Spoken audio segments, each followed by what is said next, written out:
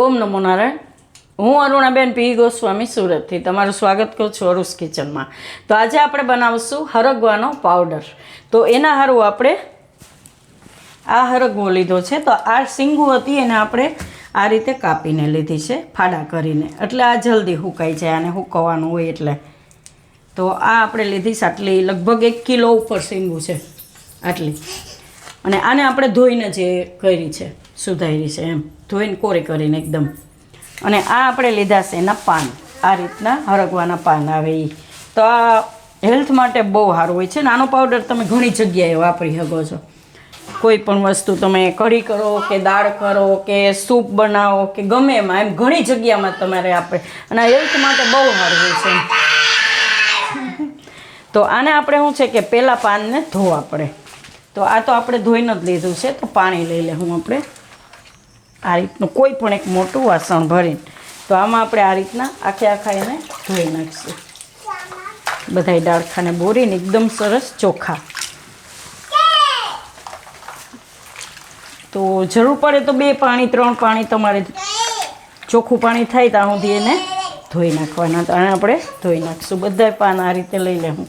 એમાં અંદર થોડા ઘણા ફૂલ આવી ગયા હોય તોય હાલે. દીદી નો અમારા દીદી હવે મોટા થયા એટલે જોઈએ જ એવું છે. મારવા માંડે બધા. હા, નો આપો તો મારવાય માંડે. એને તો ખબર ન હોય ને હું જોઈએ. તો આ રીતના એના તમારે અંદર ફૂલ આવી જાય તોય હાલે એમ. કે આ ફૂલ હેલ્થ માટે બહુ સારા હોય છે. તો આ ફૂલની આપણે ઘણી બધી રેસીપી બનાવીએ છીએ. તો આ બધું આપણે ધોઈ નાખશું 2-3 પાણીએ. તો આ આપણે 2-3 પાણીએ ધોઈ નાખાશ પાન. અને આ રીતે જારીમાં નાખીને એને નિતારી નાખવાનું પાણી વધારાનું. તો આને આપણે હવે એક કોટનનું કોઈ પણ કપડું લઈને એમાં કોરા કરવાના છે પાનને. તો આ રીતે લઈ અને એની ઉપર આ પાન બધાય ડાળખા હાથે લઈ લેવાના છે આ રીતે બધાય. અને આને આપણે લૂછી નાખવાના છે આ રીતે. તો કોરા થઈ જાય અને જલ્દી સુકાઈ જાય. ને ધોવા તો જરૂરી જ છે, કેમ કે ધૂળ કે કાંઈ હોય તો નીકળી જાય એમ. ધૂળ તો આમાં ચોઈટી જ હોય, ઝાડવા ઉપર ધૂળ ઉડે એટલે. તો આ રીતે એને કોરા કરી નાખવાના બધાય પાનને. તો આજો આમાં પાણી બધું આવી જાય. તો આ રીતે બધાય કોરા કરી લૂઈ નાખવાના આમ 2-3 જગ્યાએ આ રીતે કરીને એમ, એટલે પાણી એનું બધું સુકાઈ જાય એવી રીતના. જરૂર પડે તમે બીજો એવો છાંટ લઈ શકો એમ, બીજી બાજુ ફેરવી શકો એમ આ રીતે. પછી આને આપણે પોળા કરી દેવાના છે તડકામાં. તો આને આપણે તમારે તડકામાં સૂકવવું પડે.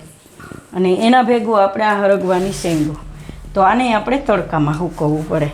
તો કોઈ પણ કપડામાં તમે આને કોટનના કપડામાં સૂકવવાનું, આને તમે પ્લાસ્ટિકની કોથળીમાં સૂકવો તોય હાલે એમ.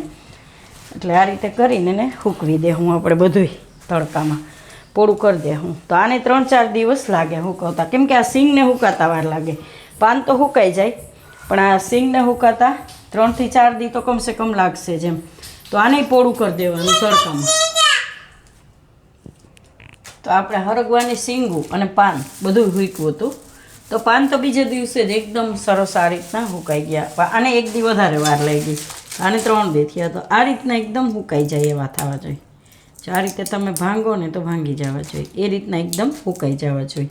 એટલે તમે એને પીસી શકશો આરામથી એમ આ રીતના.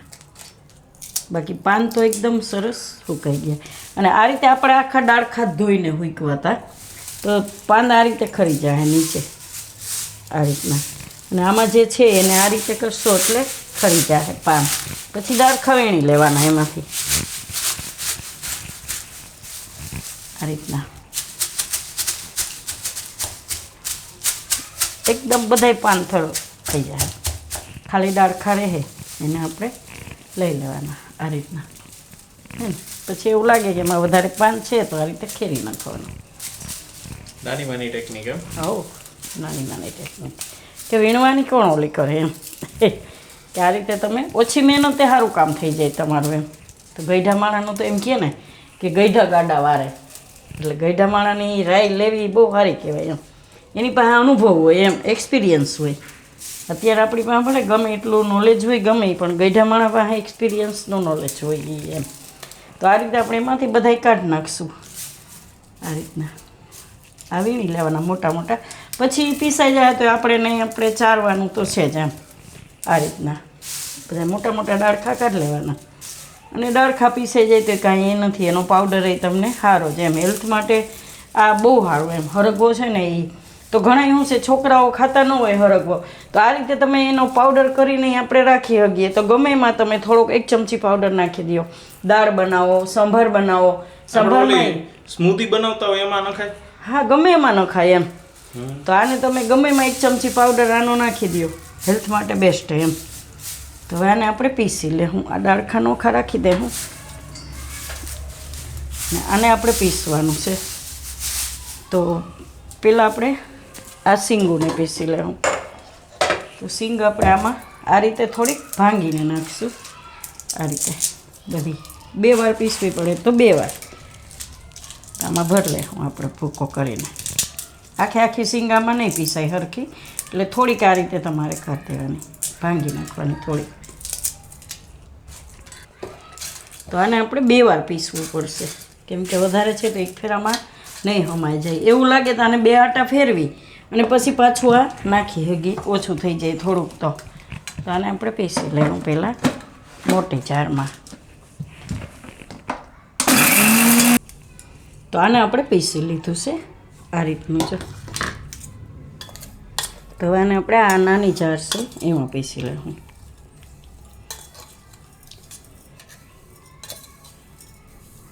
આ રીતે એમાં બધું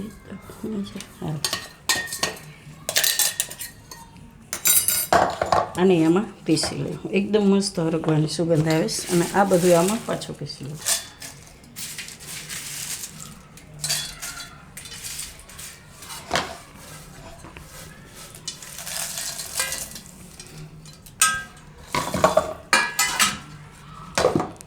બેને પીસી લેવું આપણે.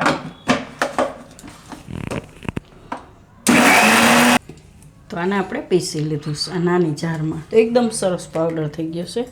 તો આને આપણે ચારી લેવું. તો આ રીતનું કોઈ પણ એક ચાયણી હોય કે ગમે એ હોય એમાં આપણે નાખીને ચારી લેવાનું. કે એના મોટા ઓલા હોય રેસા એ બધું નીકળી જાય હોય તો એમ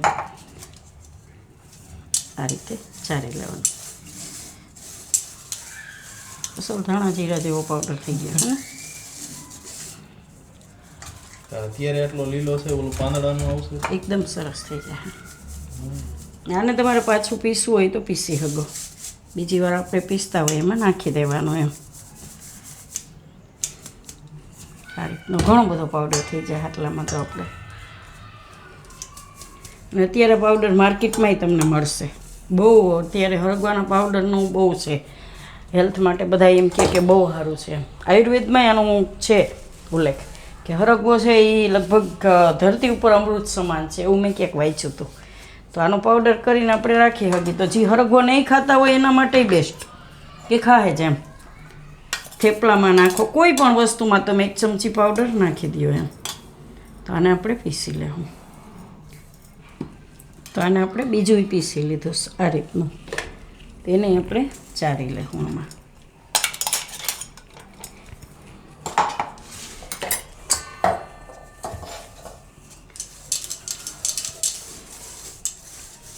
ખાલી આ સિંગુ હતી એનું આપણે આટલો બધો પાવડર બની ગયો છે. ઘણો બધો પાવડર બની ગયો છે.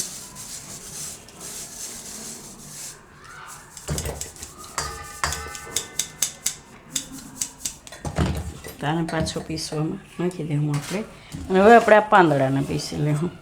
તો પાન છે એને આપણે મિક્સર જારમાં લઈ લેવું.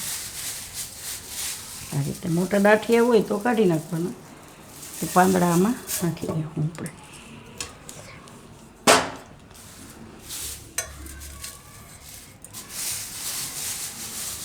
અને પહેલાં મોટી જારમાં પીસશું, પછી ઓમાં જરૂર પડે તો પીસી લેવું એમ. પહેલાં આમાં પીસી લેવું.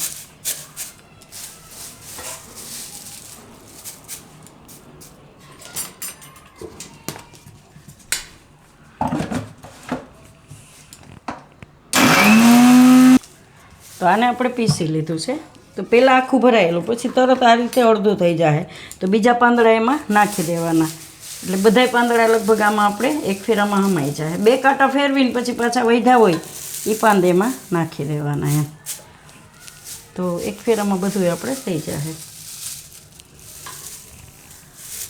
એને થોડુંક ફેરવીને પછી એ નાખી દેવાનું, બીજું વૈધું એ, એટલે તરત જ થઈ જાય સરસ.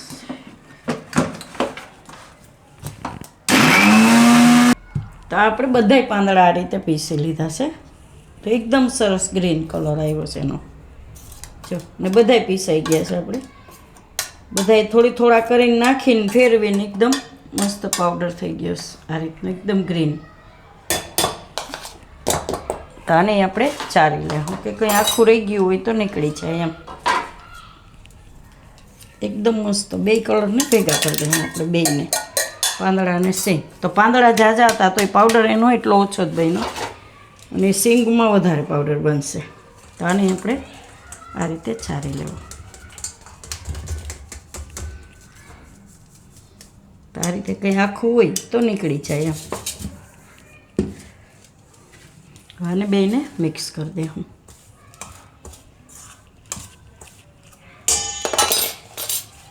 આ રીતે એકદમ સરસ. અને તમારે એવું હોય ને પાછું આમાં 2 આટા ફેરવવા હોય તો ફેરવી હગો, કે એક સરખું થઈ જાય બધું. એવું કરીએ, એવું કરવું છે? હા, બધું એકાય રહે મિક્સ થઈ જાય એમ. તો 2 વાર ફેરવી લે હું, એટલે થઈ જાય એક જ સરખો કલર થઈ જાય એમ. 2 કોલાબ્રેશન બેયનો મિક્સ થઈ જાય સરસ. ખાલી 2 જ કાંટા જ ફેરવી લેવાના.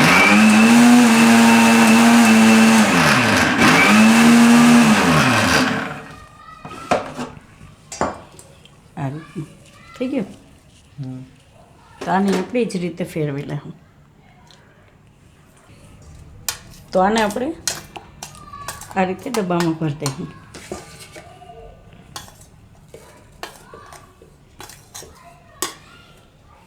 અને પાંદડા અને સિંગું તમે તમારા હિસાબે વધારે ઓછું કરી શકો એમ. એવું લાગે સિંગું વધારે છે તોય હાલે.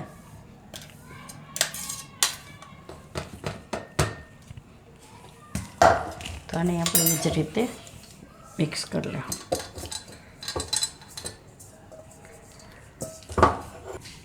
તો આને આપણે પીસી લીધું, આ રીતે મિક્સ કરી લીધું છે એમ 2 પાવડરને.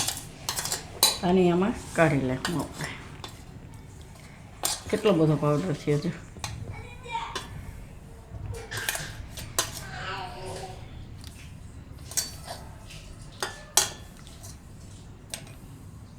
ડબ્બો ભરાઈ જાય આખું.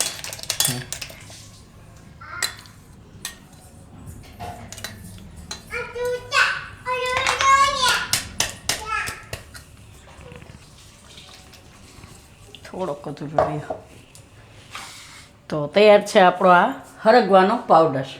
તો જો તમને મારી આ રેસીપી કે વિડીયો પસંદ આવ્યું હોય તો એને લાઇક કરજો, શેર કરજો અને મારી ચેનલને સબસ્ક્રાઈબ કરજો. અને બેલ આઇકન દબાવવાનું ના ભૂલતા. કમેન્ટ કરીને કહેજો કે તમને કેવો લાગ્યો આ હરગવાનો પાવડર.